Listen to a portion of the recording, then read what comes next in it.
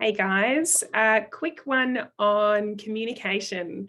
It's obviously the most important part of any workplace. If we can't communicate with each other effectively, then we really can't work together and we can't get things done.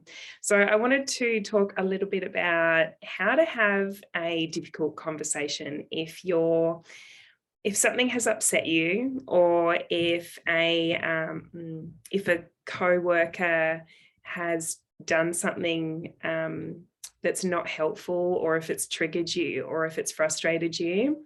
I think it's really important to, one, address that, and two, know how to address that in a constructive way, so that one, it actually does get addressed, it does get talked about, because so often when something negative happens in the workplace, particularly between two different people, it can really impact people emotionally. Like they can walk away from that interaction feeling frustrated or confused or unsure or upset in some way. And too often that conversation is just kind of like swept under the rug and not talked about. And what can happen is, if things aren't talked about over and over and over again, and the same interaction keeps on happening because the conversation never happens, so the person that upset you, or the person that upset the other person, doesn't know what they did wrong, it can mean the issue just keeps on repeating over and over and over. And then the other person often ends up more and more frustrated and more resentful. And we don't want resentment in a workplace, because resentment breeds toxicity, it disrupts relationships, it creates disconnection, it stops us from working effectively together. So also, like, the work outcomes are impacted.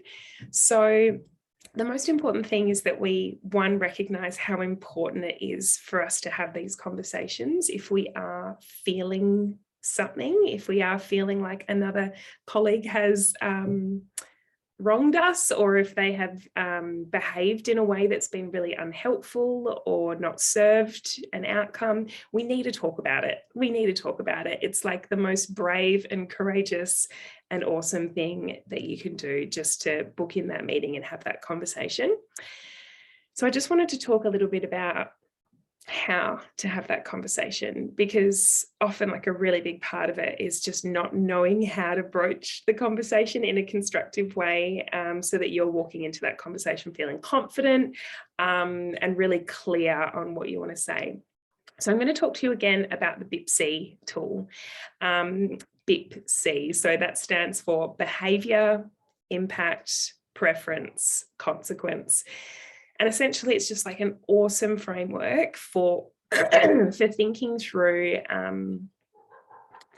what it is that you actually want to say, and preparing for the conversation, because the preparation piece is probably the biggest piece of all. It's like, often if we are feeling frustrated about something that another colleague has done, or our manager's done, or whatever, it's like, if it just only stays in our heads, sometimes the issue can seem bigger than what it is. And then when we start to actually, like, prepare for the conversation and really think about what it is that we want to say and what the issue is all about and why it's important, we actually realize that it's not that big a deal, and it's not a difficult conversation to have. So the first tip that I would be sharing is to, one, prepare for the conversation, prepare for what you want to say ahead of time, so that, one, you walk into that conversation feeling really confident and clear on the outcome that you want to achieve from that conversation, and two, so that the conversation is actually really constructive and valuable for yourself and the other person. So let's talk through the BIPC framework. So behavior, impact, preference, consequence. So behavior, meaning, and I would encourage you to, like, write this down on a piece of paper, and just think through each of these different prompts in regards to whatever that conversation is that you know that you need to have. So the B for behavior being, what is the behavior in question here? What is the specific behavior in objective, observable, specific terms? What is the behavior from the other person that has been frustrating here, or that has been an issue, or that has been unhelpful, or that's causing some sort of complication? So just writing that down in objective, observable, specific terms. The next prompt is I for impact. So what is the impact of that behavior? So basically, like, why is that behavior an issue? How is it impacting you negatively? How is it impacting the team? How is it impacting the practice or patients? Like, what is the impact of that behavior? Why is it even a thing that you're talking about? P for preference is, if that's the issue, if that's the behavior that's an issue and why, what would you prefer to see instead? So how would you like the other person to be behaving instead? What's the preference that you have, or the ideal or the desired behavior that you'd prefer instead? And then consequence is, why would that new preferred behavior be better? Like, what is the consequence of behaving in that new desired ideal way? So just to play that whole example out. So perhaps your behavior or the behavioral issue that might be an issue for you is maybe you're talking to Sally, and you might say to Sally, Sally, when you spoke to me in that direct, abrupt way the other day and caught me off guard, the impact of that was, yeah, I felt a little bit triggered, like I felt a little bit caught off guard, and it it left me feeling like I couldn't focus on what you were saying.